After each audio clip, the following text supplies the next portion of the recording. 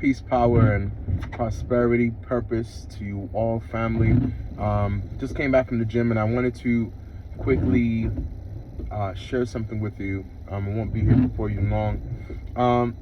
It dawned on me, and this is not my first time of me thinking about this or this crossing my mind, but it's hitting me a little different this time. It's hitting a little harder this time, and pretty much what it is that what we do. So I like to tell people, because I know this to be true, whatever happens in the physical realm first happens in the spiritual realm. But I come to realize that even though it happens first in the spiritual realm, what we do in the natural realm can hinder either the communication or the understanding or transfer in the natural. So there's sometimes where people would say, "Hey, I see in the spirit, wealth, or there's a wealth transfer, or there's a this, or that." And I have no doubt that these things are actually happening. However, what we do in the natural can hinder us from receiving those things, right? So it's like, if there is a wealth transfer, but at the same time, I don't have any business set up, or I don't have anything that can retain, that new oil, that new wine, or what may have you. If I don't have anything in the natural to retain it or to receive it, then how am I going to receive the wealth transfer? So why this thought came to my mind is because last night and I want to say this week that just passed, I've been asking the Father, to speak to me in my dreams and to allow me to be able to wake up and remember them, right? To remember them and to be able to take action on them.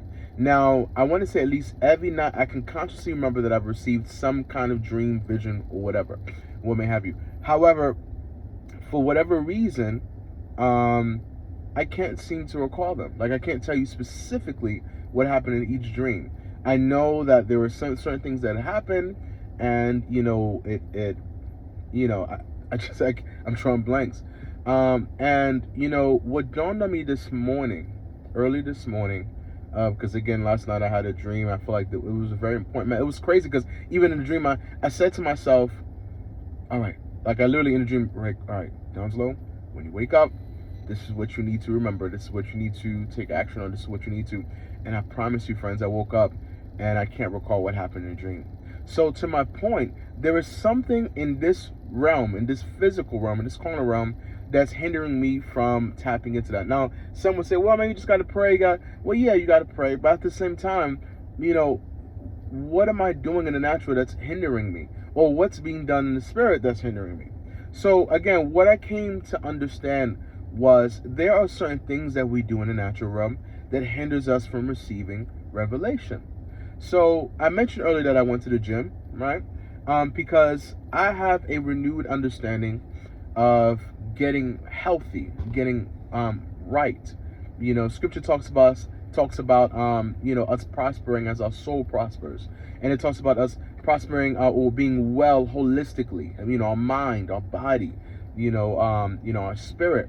So I'm realizing that we all know we got to be healthy, we got to be this, we got to be that, but I'm realizing that it's not just a good thing to be healthy, but it is a godly thing to be healthy in the natural and as well as in the spiritual. Because what if I am receiving these dreams, but because I'm not eating well, because there are certain things that are messing up my brain function, eating too much bread, too much gluten that's messing up, causing free radicals in my brain. We've heard these words before, right? What if I'm consuming too much sugar and it's causing inflammation in parts of my body that's making me be unable to sleep properly, effectively? What if there's certain things that I'm doing in the natural that's preventing me from tapping into a REM sleep, REM sleep, right? Where we're actually able on a cellular level to be able to be rejuvenated. Our cells are able to, because again, we know our cells, they go through a process where they die and other cells are reborn, and that's how our bodies are able to function effectively, right? But again, if I'm doing things in the natural that's hindering me from receiving in the spirit, then what I'm doing is building up a carriage full of product. The Father, He's given me things for me to take on the road or to give to others, but unfortunately, I have no horses to take it. Hence the saying, horse's carriage. I'm having all these things coming in, all these downloads, all these revelations. The Father's answering me. He is giving to me, but I am I'm causing it to be a disconnection between what's given and what's received.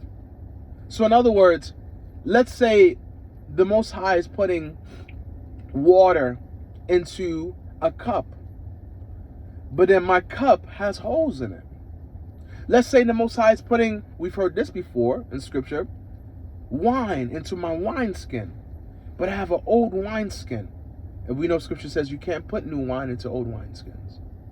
So, in other words, friends, there has to be a change, not just in the spirit, but in the natural.